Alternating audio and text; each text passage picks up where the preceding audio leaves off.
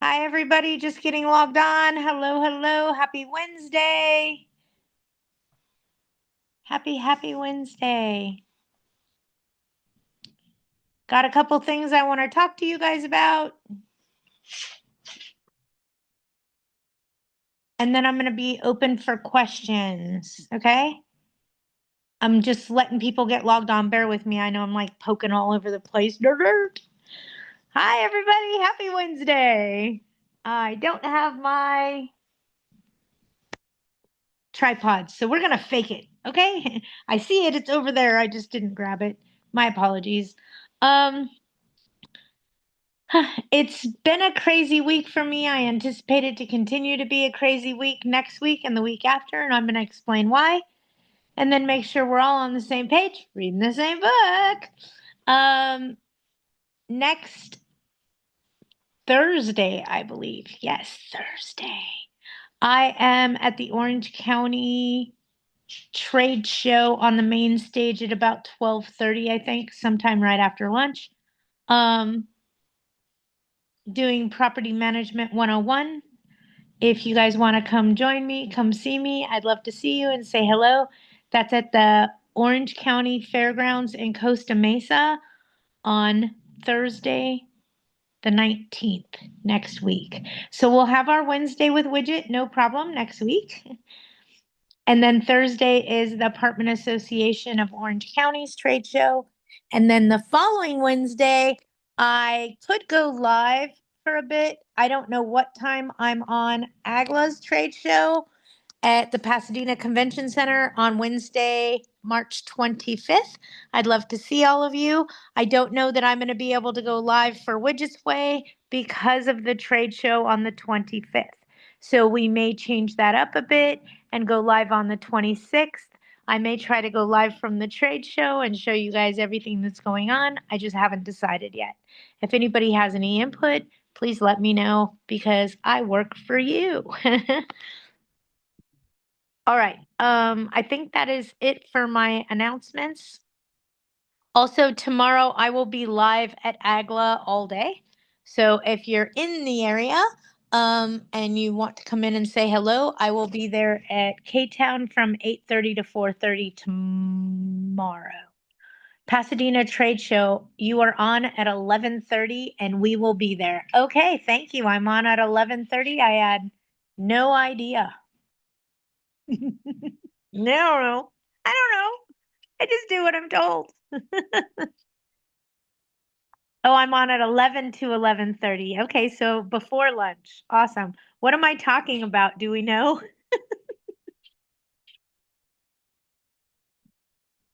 Let me know if you know what we're talking about, Melanie.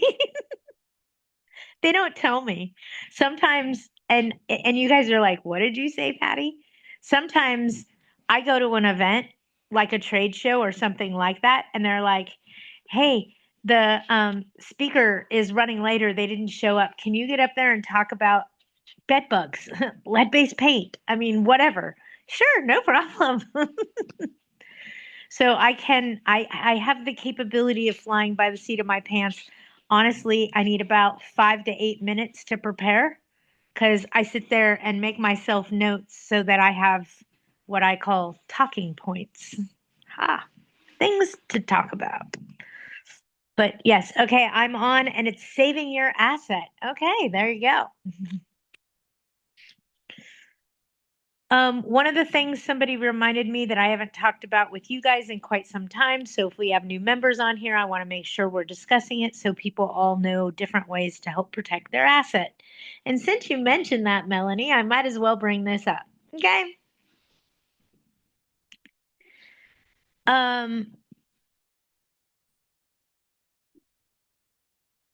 I lost my train of thought. Hold on, because somebody messaged me and I was like, oh, I need to answer that. Saving your asset. Okay, somebody asked me, how do we protect ourselves from bed bugs? You can't. Okay, you can't protect yourself from bed bugs, but you can protect yourself from the expense of bed bugs. Ooh, do I have your attention? Yes. Okay, when you have a vacant property and it's sitting there vacant, right before the tenant moves in, have your bedbug exterminator come in and certify that there's no known bedbugs in the property. If you have a certificate stating that there's no bedbugs at the property on that date at that time, and then the tenant moves in and they get bedbugs from the moving van and they bring them into your unit, this is the document that saves your asset. This is the document that helps you be able to charge the expense of bringing the bedbugs in back to the tenant. Okay? Also, there's an also. If you already have a tenant in place and you have this exterminator come in and certify that there were no bed bugs on that day at that time, and 8 years from now there's a bed bug problem because the tenant bought new furniture and had it delivered and bed bugs came from the moving van that the furniture was delivered in, paying attention, now you can put the expense back on them because you certified that it was bed bug free on that day at that time. Okay? Everybody got that? That is my answer to bed bugs as far as protecting yourself. Bed bugs in the property or just the apartment? Usually bed bugs are internal in a unit, sometimes in a single family residence, depending on where they were brought in or introduced from. I don't want to get the heebie-jeebies, but I will give you the most common places to get bed bugs just so we're all on the same page, reading the same book. Okay? Bed bugs come from moving vans. U-Haul. Your tenant rents one before they move into your unit, so it's very important to have the bed bug conversation before they move in, before they rent the U-Haul. Have the conversation with them. Let them know that's one of the most common places to obtain bed bugs. The other one is used furniture. The other one is new furniture. Theater seats. Thank you, Val. And newly introduced to us, airlines. Shit. Okay? They're hitchhiking bugs. It doesn't have to do with cleanliness. They go everywhere. Yes, it's everything. But point out key factors. Also, your lint roller that you use to take lint or hair off of your clothes does wonders in a unit that may be bedbug infested or may be cockroach infested. If you think you have exposed yourself to these things, hang on. Get out of there. Hey, get. I'm going to throw my shoe at you. Yeah, run, sucker. Sorry. Squirrel. If you think that you may be exposed to bedbugs, I look like a horrible dog mom right now, but that was not my dog I threw my shoe at. It was my cat. As the dog is over there entertaining herself and didn't chase the cat away. So I had to do it. Sorry. Okay, back to bed bugs. If you use a lint roller on the bottoms of your shoe, okay, in those grooves, you know what I'm talking about. The bottom of your shoes have little grooves so you don't slip and fall down. I almost said something else. Use the lint roller on the bottom of your shoe, on your pant legs, in the cuff of your pants, okay, before you get in your car. If you use the lint roller before you get in the car, the chances of you taking those bed bugs and or cockroach eggs home are highly unlikely. Do me a favor though, when you rip that tape off and you look at it, don't put it in your purse, okay? Be a litter bug. Do not put it in your pocket. Do not take it home. Wear little white socks. I usually wear flip-flops, believe it or not. I am more accustomed in them because I can tell if something's crawling on me. Don't mean to be a jerk, but you know immediately, okay? There's no hiding it if you're in flip-flops. Just saying. And I know they don't work for business professionalism. And if you guys see me at the upcoming trade show, Val, I'll be in your neck of the woods on the 19th at the Orange County Fairgrounds for the Orange County Trade Show on March 19th all day. I'm on stage, I think, at 12:30.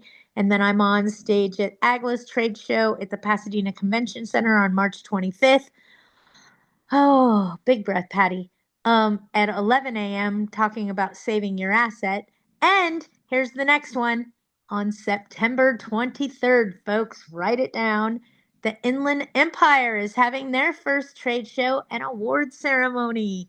I am putting together the award ceremony and the speakers. It should be a very good time. It'll be at the Ontario Convention Center on September 23rd.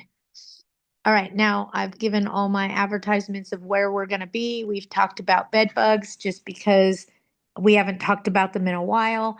And I'm starting to get more and more phone calls about them, which tells me they come in waves, man, like locusts, okay? Or like God, what are the cicadas, you know? They come in waves. They have a season for them. They have a trend for them. It's starting to trend again, folks. I'm starting to get a lot of phone calls and I wasn't. Now I am.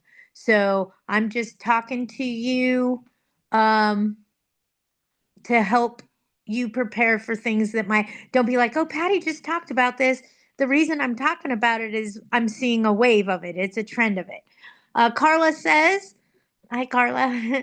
My pest guy gave me some spray to spray yourself down before and after entering properties. It's non-toxic. Well, if it was toxic, Carla, no, I'm kidding. I'm so kidding. We'd give it to the tenants to use, right? No, I'm so kidding. That did not come out of my mouth, you guys. I did not say that. I'm being funny. Okay, I'm being funny.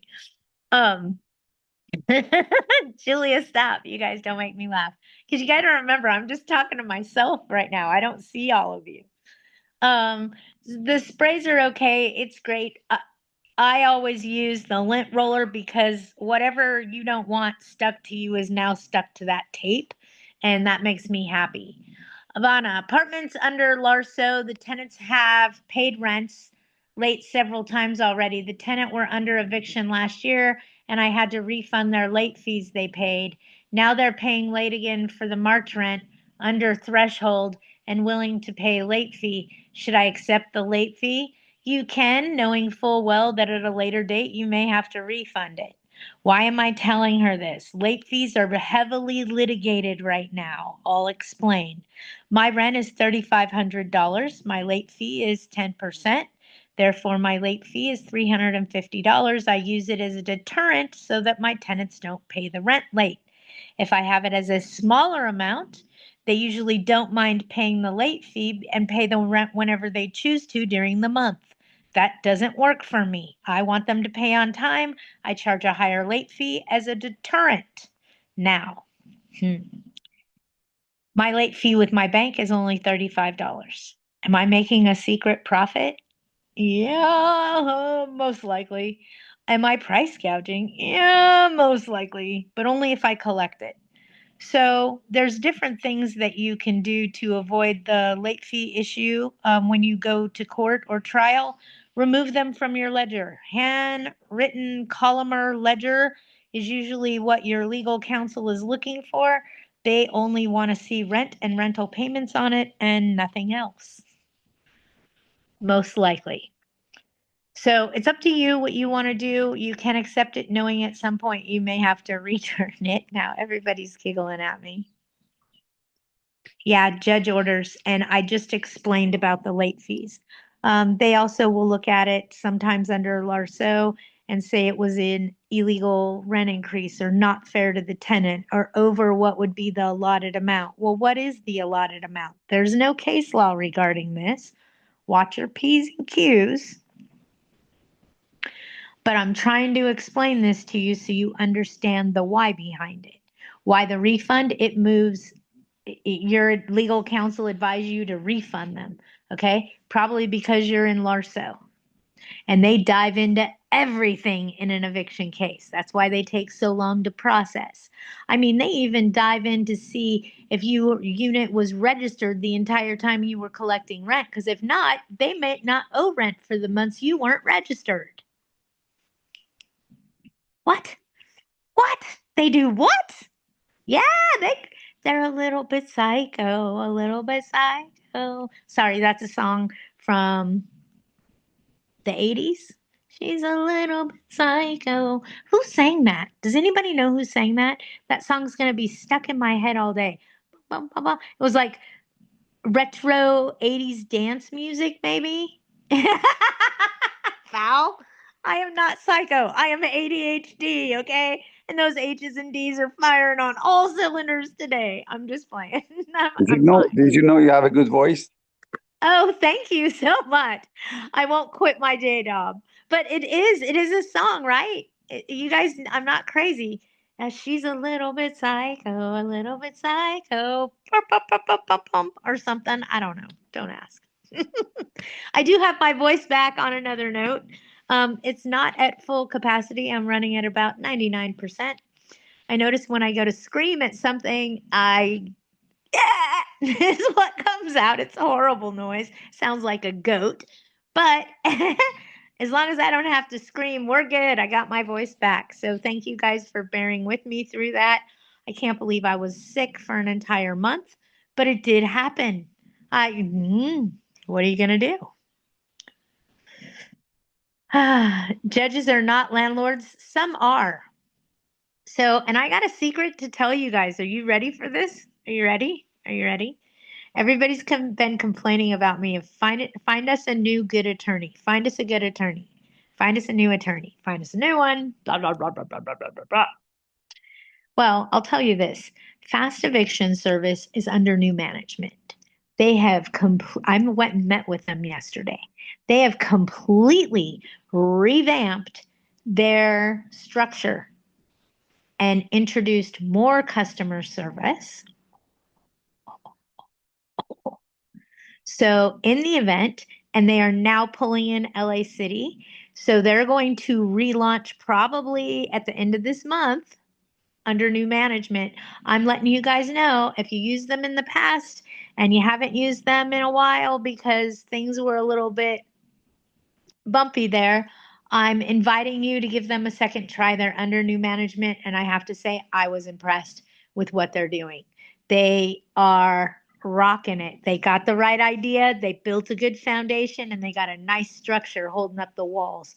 So I think that the changes that they've made is what they always needed to do, in my opinion. But I think it's gonna bump them up a notch or two as we go down this journey of having to evict. But they are reintroducing the city of LA as part of their business portfolio. They got a LA dedicated attorney.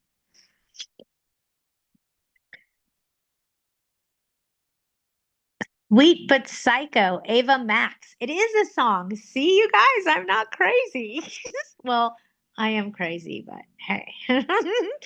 So, just so you guys know, if you see me at the Orange County Trade Show, I may be wearing a Widget's Way t-shirt. We are going to have these available potentially for anyone that's interested. There was a really cute slogan idea going around. Julia's going, "What are you talking about, Patti?" There's a Widget's Way t-shirt. um, I an idea was produced to me that said on Wednesdays we wear widget. And I thought that was really cute, but kind of cheesy. You can pre-order now if you want one for the trade show. Just put your information in the chat and Julia will reach out to you. And you can tell her if you want on Wednesdays I wear widget or if you want the Widget's Way logo. I'm sure she'll put something together. Julia does a great job, just so you guys know. She is handling all of my merchandise. She's going to find this out very quickly, but we're coming together. Also, if you're joining us at the trade show, we have Widget's Way notebooks that we'll be passing out so that people can take notes. So I'm really excited about those. Um, I got some branding stuff. We got some merch coming out, so I'm excited about it. And we'll go forward from there. And yes, if you want to pre-order, I'm sure that Julia would be more than happy to take. Here comes orders, Julia. Oh, by the way, these t-shirts are $200 each. I'm just kidding. I'm just kidding. I'm so kidding. Oh, that one made me slap my knee. Okay. I don't have a cost on them. And here it comes. You got an order for Mindy wants one. Christina wants one and Sydney wants one. So you got 3 people that want Widget's Way t-shirts. Julia, if you want to put an email address in there. Oh, Margot wants one too. There you go. Here they come. She also does bags, just so you guys know, like a canvas tote bag. They're adorable. She made me one and sent it to me for Christmas. I fell in love with it. That's when I was like, okay, this is what we're doing. Julia, I apologize. Here comes email addresses, you guys. Put your email address there and she will contact you regarding a Widget's Way merchandise. Okay. And I thank you, and she thanks you, and I appreciate it. You guys are awesome. Thank you for supporting me. For those of you that don't know, Julia can custom make things. So if you want a laptop bag that says Widget's Way, if you can get her the bag or that kind of thing, she may be able to do that. I don't want to speak for her, and I know sometimes she's busy. She is a stay-at-home mom, so she has her hands fuller than the rest of us do. Okay, and she owns investment property, and she's a wife, and so I don't try to put too much on her, okay? But yeah, here comes your orders, baby. I hope you're following that. Oh, I love it. Um, Anybody have any questions for me? Anybody?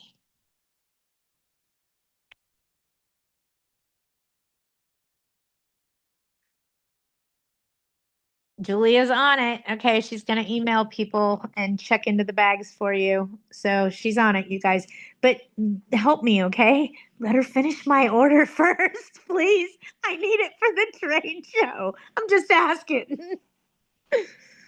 I need it for next Thursday, is when I need my stuff by. Okay? After that, you guys can have her, but I get her first, okay?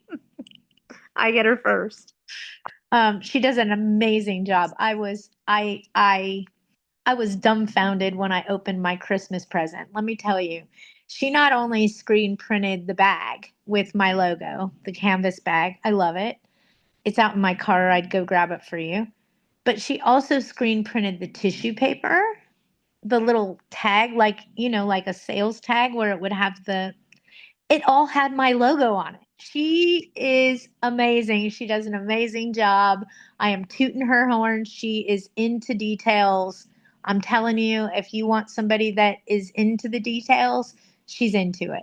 And you guys see my Widgets Way logo behind me? Okay, right? Okay. I have one that has stars on both sides. Okay. And she's like, I'm not putting this on a t shirt. I think it would be inappropriate for a woman to wear 2 stars on the sides of your logo. So she even has the forward thinking to think about, what is this going to look like when it's on? Is this going to be appropriate? So God love her. She does an amazing job. She will reach out to you if you put your email in the chat and go from there. All right, Val, let's get to you. I love supporting small businesses also.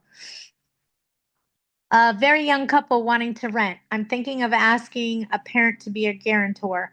What exactly is that process? Do I run the parent's credit? I know it's only for the length of the lease. So at the end of the year, do I need to write a new lease with the guarantor added? Stop. Deep breath. One at a time. You're thinking about asking for a guarantor. Thank you for not calling them a cosigner. The difference is a cosigner can live in the property, a guarantor cannot. What exactly is that process? You ask the guarantor to apply, and you may have additional criteria on or additional qualifications on your criteria in the event you accept a guarantor. Example, I think my example says if a guarantor is accepted for this property, the guarantor must have a FICO score of 750 or higher and make 5 times the amount of the monthly rent, as an example, plus meet all the above criteria. Okay, so basically, I want them to make more money and have a better FICO score because they'll be supporting 2 households in the event the tenant fails. Okay, and no, it's not for the length of the lease. You need to be careful how your guarantor agreement is written. It should be written that they are the guarantor for the term of the tenancy, not the term of the lease. If it's for the term of the tenancy, then it's for as long as they live there. Got it? That's the key factor right there. I also need to write up oh no. So at the end of the year, you don't have to do anything if it's for the term of the tenancy, not for the term of the lease. Stars would be better than bullseyes. I love you, Val. You guys are all great. Is there a car guarantor form? Probably. AAGLA has a guarantor form.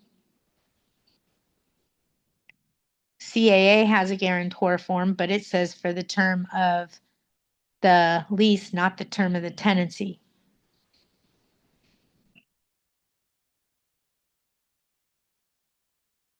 Yeah, look it up. Look it up and see. If not, I know AAGLA has it. Anybody else have anything for me? Otherwise, we're just going to keep picking Patty's brain.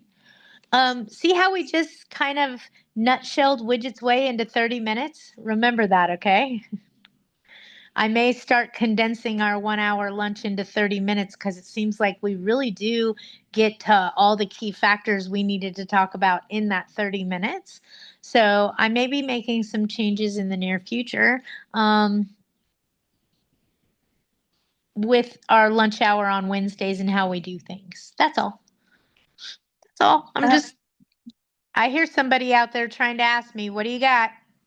I have an article from the Los Angeles Times today. It was on the front page, and it says Section 8 renters string of lawsuits. So she calls someone and asks them if they take Section 8, and if they say no, she sues them. Correct. And she's got 40 lawsuits now, more than 40 of them filed since summer. So Okay. some of them can be at least $100,000. Yep. And it doesn't matter if you haven't been approved, or she just sues you and gets awarded the money. So how do we prevent ourselves from that? Because I do only month to month, and Section 8 doesn't do month to month. But you accept Section 8. They don't accept your month-to-month tenancy. Okay. You accept Section 8. Of course you do. Okay. Okay. Deep breath. Got it? Yes, you accept Section that's 8. bad to be sued. But you only do a month-to-month tenancy. But you accept Section 8. They won't accept you because of the month-to-month tenancy. Okay, perfect. Okay? Deep breath. Everything that she just said is 100% spot on, you guys. I'm not trying to scare you. I'm trying to wake you up. The only problem I have with what I'm being told is 2 issues, okay? Number 1, I would go to one of her court cases, point out to the court how many she has going, and have her tagged as a vexatious litigant in the court system so that every time she files a case, everybody knows this is what she does for a living. It's called a vexatious litigant. And I highly suggest my nose itches. Maybe I'm going to get some money. Is that what that is? I don't know. I highly suggest and strongly recommend when you have a new tenant that in the city they moved out of, not where they're moving to, but where they moved out of. You want to check the county court records and see if they're a vexatious litigant. Every court has a list of vexatious litigants for the county. Awesome. Okay, use that in your tenant screening. Make sure you're not signing up for a vexatious litigant. My second thing is ADA passed a law a while ago that only somebody that's affected by remember when, hold on, I'm going to take you guys back in time, get in my time machine, okay? You guys remember when people were driving through neighborhoods and filing lawsuits for landlords because they weren't ADA compliant? They didn't have ADA parking spaces. They didn't have whatever it was that they needed to have to be ADA compliant. Most of it was parking spaces, if I recall, if my memory serves me right. It was about 10 years ago. People were, no, longer than that. I had to go back in time. It was longer than 10 years ago. It was about 15 years ago.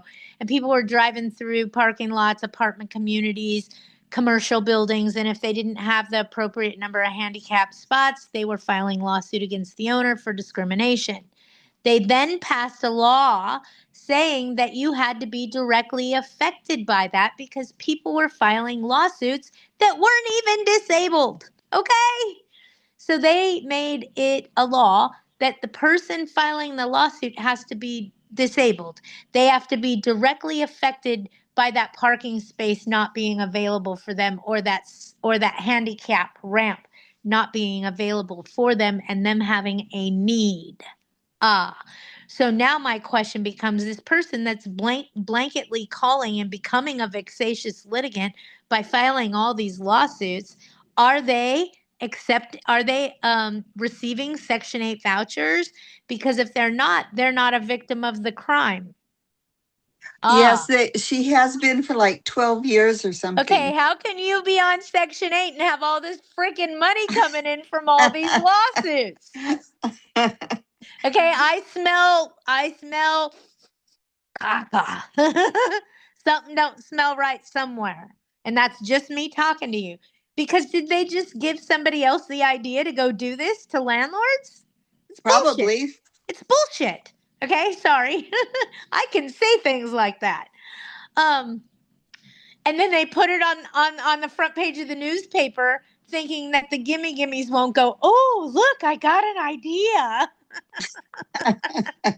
Sorry. But yeah, it happens that easily. All right, let me go backwards a bit. Um, you answered all of my questions in the morning. Yes, we did talk this morning. I'm glad I helped you. Mindy, just give me a thumbs up if that solved all the problems with that owner. Because I didn't speak to you since we conversated last. Val, I have a 90-plus-year-old lady who has rented for many years from us. My partner does not want me to raise her rent just because she's old. Rent is way under market. Her rent's only 900. Market's 12. I have many renters that are rent increases due. I was considering writing a letter stating that my property insurance and taxes have doubled just so the tenants don't think I'm horrid.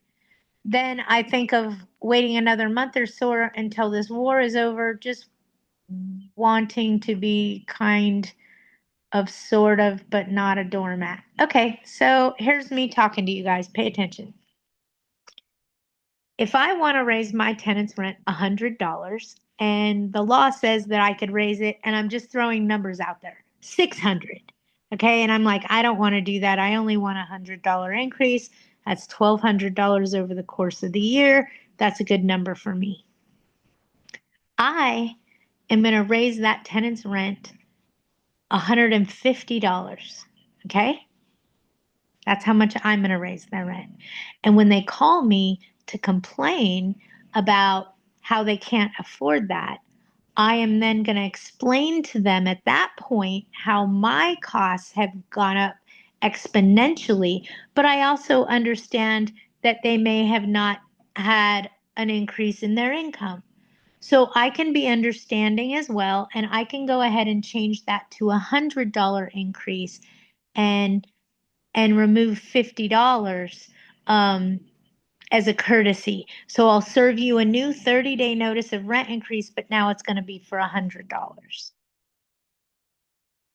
Did you guys just see what happened? I got the $100 a month I wanted because I started at a higher amount, and then I caved. See how that worked? And then they feel like they negotiated something. And now the business relationship is a little bit more solid because they feel like they won some. I got exactly what I wanted, and everybody's happy. See how that worked? If I want a $50 increase, I ask for $75. If they pay the $75 or the $150 that we were asking for without kibitzing, score. I just offset my expenses better, and I have a tenant that is understanding of that, and there isn't an issue. In the event I need to negotiate, I know that I need to serve a new 30-day notice of change terms. Okay, I can't just orally lower that amount. I need to have it in writing. See how I did that? So for me, I always raise rents, and a minimum that I've ever raised rent has been $25. And I didn't want to raise their rent, and I raised it $25. Do you know they called me laughing? Hey, Patty, I think you'd have a typo on your rent increase. It says $25. We wanted to make sure it wasn't $250. No, it's $25. My expenses have gone up. I'm sorry I had to do that. No, $25 is fine, Patty. Everything's okay. We just wanted to make sure it wasn't a typo. Have a great day. Wait a minute. Tenants are now calling me, telling me a $25 rent increase is totally fine.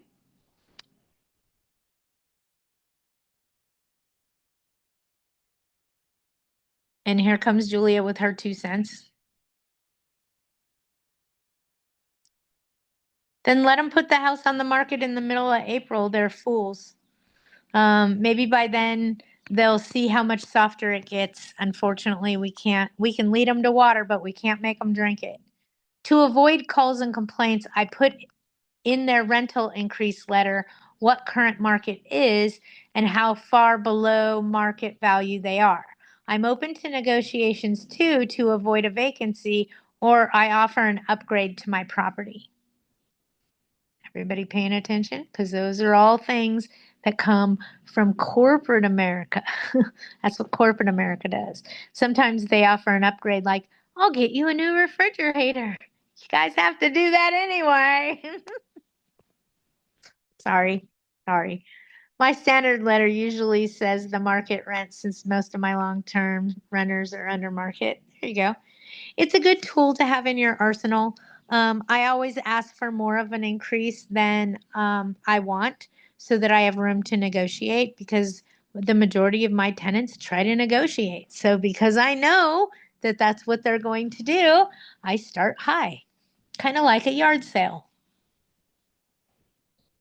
Start high. If you want $9 for those old shoes, you start at 15, right? Isn't that how that works? Same concept, okay? And then they feel like they're winning when they negotiated you down. And if they don't negotiate you, guess what? You're winning. No, if they don't negotiate and you get an extra $50 a month, that's an additional $600 a year. I need a raise. I want a bonus.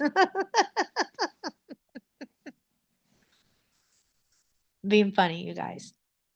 Trying to help you. Yeah, if you make an extra if you make an extra $600 a year because of something I did worked, I want dinner. You owe me dinner at the minimum. All right. Another tenant has been consistently late. I want to raise his rent to the max, but we also don't want any vacancies right now. That's the trade-off. Well, here's the thing. They can tell you, yeah, the rent increase is too expensive. We can't afford it. We're going to have to go ahead and give notice. That's when you can lower your increase and start negotiating.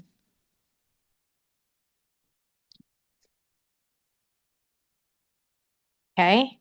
So do it for the max amount. If they come back and tell you we're going to go ahead and move out, tell them, well, if the rent increase is too high, we can talk about it. I mean, I have to do something. My expenses have gone up. I know, Val. I know you do.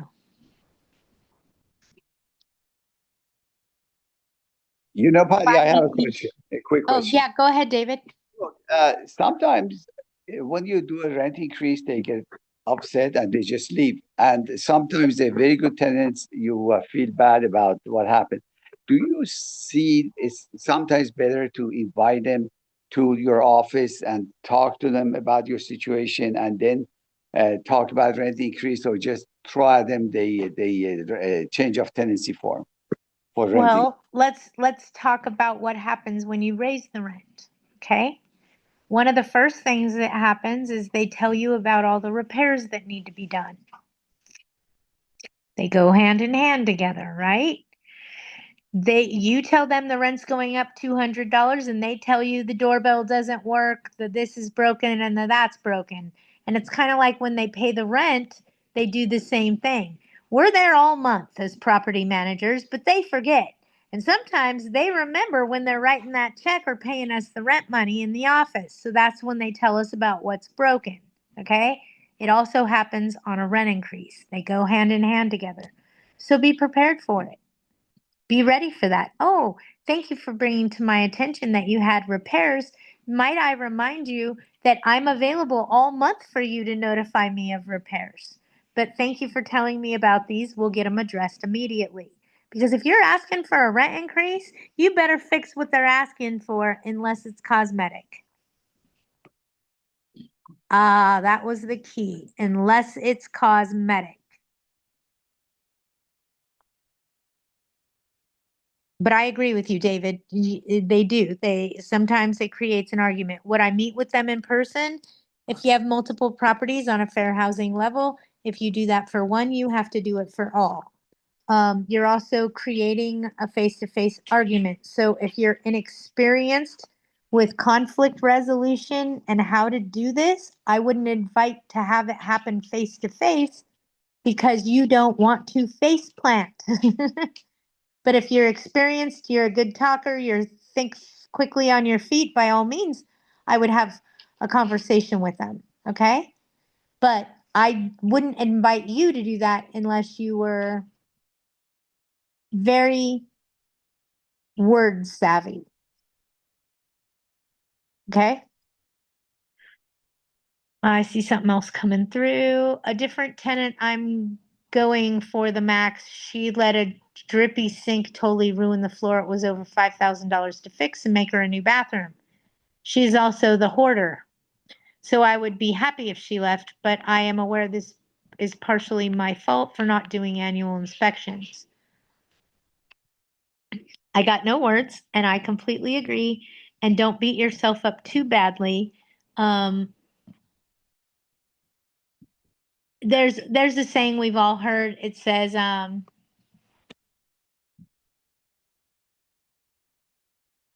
when the cat's away, the mice will play.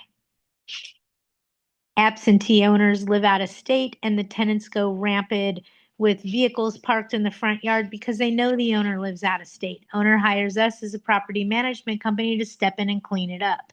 So I'm very familiar with exactly what you're speaking of. It is exactly what happens to absentee owners, etc. So the most important thing is you, my love, recognized it. And sometimes it's very important that we hear ourselves. Okay. When you're managing your own investment property, you need to hear yourself. Okay. Check this out. I'm going to tell you something you might not know. When I have one of my units go vacant, I have to have a friend in the industry review the applicant. I cannot do it. I am incapable. Do you want to know why? Because I turn into, oh my God, I'm sick and tired of making the payment all by myself. I want their money, move them in. I don't care anymore. If they have cash, let's move them in. I'll take the money because I'm bleeding money, right? Oh, I turn into a landlord when I have a vacant unit. And I heard myself one day saying these things and stopped dead in my tracks and said, oh, Patti, do something about that. So I immediately taught myself, you cannot screen your own applicant for the mere simple fact that you want the money and you're ready to move up anybody and deal with the problem.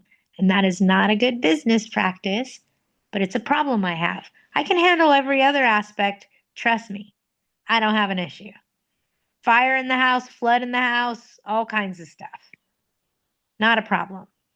But I have difficulty in screening my own applicant. Not that I'm incapable of doing it for somebody else. It's just when I have skin in the game, I want the money. I need the money. Move them in. Most of my rentals are single family residences. So when they're not rented, I'm bleeding money. Okay. So I hope that answered that question and reminded us that we're human. Val, you just recognized a problem you had. Do something about it. That's what I do. I now give an application to my friend and go, I got a vacant. Can you screen this for me? And she'll laugh and go, yeah, of course, Patti. That's okay. When she has a move out, I have to help her because she can't get away from damage versus wear and tear when it's her own property. She's okay if somebody else tells her that's wear and tear, but she can't do it when it's her own property. So when you guys tell me, Patti, I have trouble with this or I have trouble with that, I'm here to help you. I'm here to reassure you. And I understand because I also have problems, okay? I get it. I hope that helped.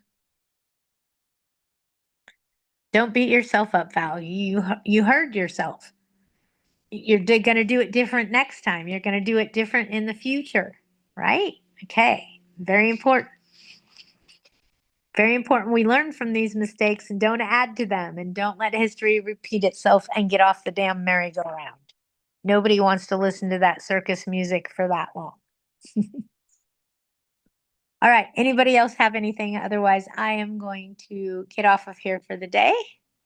And if you guys need me, you can hunt me down. People are already hunting me down and texting me, which is fine. Anybody else? We didn't have Chris this week. We didn't have him last week. He is doing some training for some licensing that he's acquiring, but we should have him next week, and he will be at the AAGLA trade show, just so you guys know. I also didn't see, let me see, my line. No, I didn't see Arlene either. All right. If anybody else needs anything, let me know. Julia, I'm sure you have a list. Oh, that's right. There's that big AAGLA thing today. I gotcha. And AAGLA's forms are going to be fillable starting April. No, I lied. End of April. I think it's May 1st, just so everybody knows. That'll be wonderful.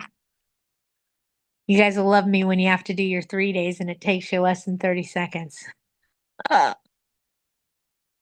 It'll be wonderful, I promise. All right, I'm going to get off of here. You guys have a great week.